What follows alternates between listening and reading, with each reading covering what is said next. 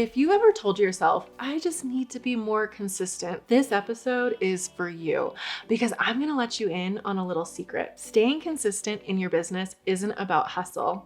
It's not about waking up at 5 a.m. or grinding through a to-do list. It's about creating systems that support your energy, your creativity, and your life. Today, I'm sharing the exact 4 strategies I've used to stay consistent in my coaching business without burning out. These are the systems that helped me triple my revenue, cross 300,000K this year, and still only work 3 days a week. So if you're ready to stop spinning your wheels and finally feel in control of your business and your life, I'm breaking it all down for you, step by step. Hey coach, I'm Moriah Riona, an award-winning luxury brand designer, luxury branding coach, and the host of Super Bloom Coach podcast. And this is Super Bloom Coach Presents, the ultimate guide to starting your life coaching business. All month, we've been sharing new daily episodes to help you launch and scale a profitable coaching business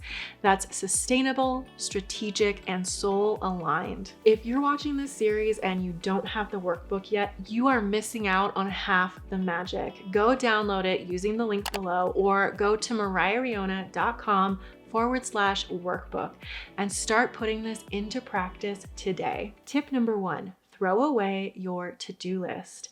Let's start with a bold move. Ditch the to-do list. Now, don't get me wrong, I love a good list, but a running, never-ending, unprioritized to-do list, that is a recipe for overwhelm. A few years ago, I learned a method called Monday Hour 1 from Brooke Castillo inside the Life Coach School. The idea is simple. Instead of reacting to your week, you plan it intentionally and up front. And I've since evolved that system to work specifically for me and my business. Every Sunday, I sit down and plan everything for the week ahead. Client work, content meetings, personal time, and I block it all out on my calendar, hour by hour. If it doesn't have a place on the calendar, it's not happening. This system gave me my brain back. It removed the mental clutter. I'm not constantly wondering what I forgot or what I should be doing next. I just check my calendar and I execute. Most importantly, I'm not just reacting to whatever pops up in my inbox. I'm choosing on purpose the things that actually move my business forward. The best part is showing up to work on Monday morning, no longer wondering what to do. I just look at my calendar and dive in. Tip 2, plan everything ahead of time. In that same spirit, my entire business is built on advanced planning. I don't wing it in my content. I don't launch on a whim. I don't start my day wondering what I'm supposed to be working on. Everything is mapped out weeks or even months in advance. And listen, this took time to build. I didn't always have this level of structure, but once I started treating my business like a real business, not just a passion project, I realized that consistency comes from decision making ahead of time. Now, my content calendar is mapped out.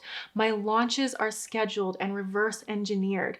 Even my client projects are paced strategically so I don't overload myself. This kind of planning gives me space to create, space to rest, space to be a present mom and wife. It's not restrictive, it's liberating. Take action in your own business. If you've been operating from day to day or worse, minute by minute decisions, I want you to pick one area of your business and plan it out for the next 30 days. Whether that's your Instagram posts, your YouTube content, or even just your weekly schedule. Decide ahead of time. Put it on the calendar. You'll be amazed at how much clarity and confidence you gain from simply knowing what's coming. Tip 3, outsource what you can, even if you can do it all. Now, here's something a lot of high achieving coaches need to hear. Just because you can do it all doesn't mean you should. I'm a designer.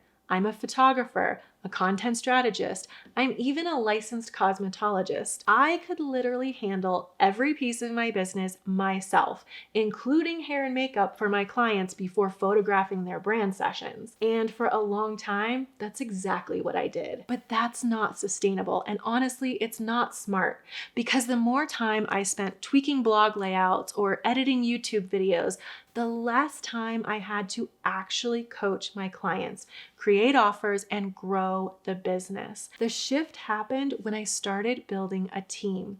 And I talked all about this in episode 27 of this series. So if you haven't watched it yet, definitely go back to hear how I grew from working solo to hiring my first full-time employee. But here's the key. I stay in my zone of genius. I do the work that requires me, coaching, brand strategy, high-level vision, and decision-making, and I delegate the rest. It's not about ego, it's about efficiency.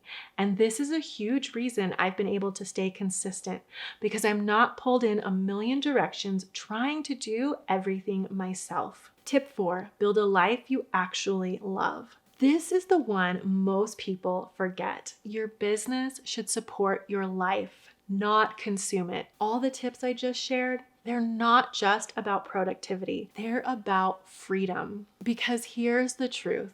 You can't stay consistent in a business that drains you. You can't create brilliant content, coach at your highest level, or show up as a leader when you're exhausted, disconnected, or resentful of your schedule. Over the past year, I tripled my revenue and brought in over $300,000. But what I'm most proud of, I did it while just working 3 days a week. I had time to travel, to take dance classes again, to spend slow mornings with my kids, to rest. I've created a business I love, but more than that, I've created a life I love. And that's what makes consistency possible, because I'm not pushing myself to keep up with some arbitrary standard.